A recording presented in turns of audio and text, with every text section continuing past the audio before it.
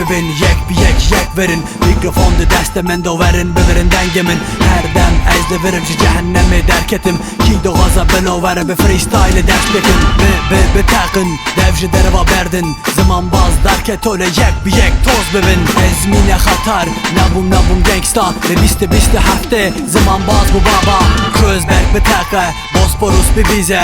Kol hildan hedi be rappe kurdi bizim anne ki kadeh jibin erde derdi keve bisi tile gibi filovaki. Kend yaraşlara bejim kuri kari fem bike. Kend yaraşlara bejim be mendro nelize. Zimane khod rej neke be cehennime. Henriyata kırdı reje lavoştara uğur be.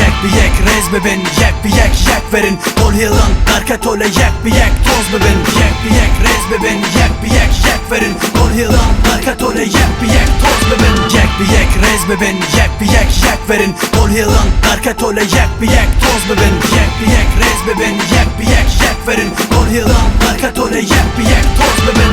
Yek bas bedin gava meg dest men da verin.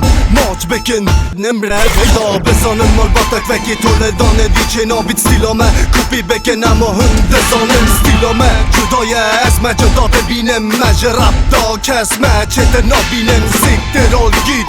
Hele peş çave men yok canım. Ez Türk'ine sanım.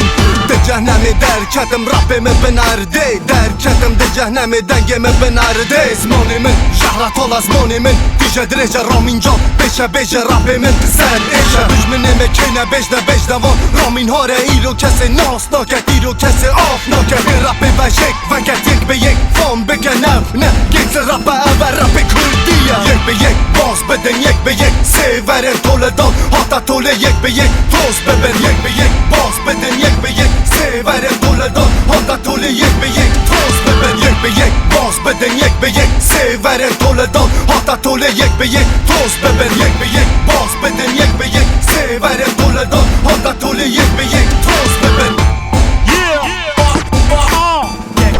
Toledan 2003 خب بگیرنم هاتم Tol Hildan Yek rez bebin yek verin. Kol hildan darket öyle yek toz bebin.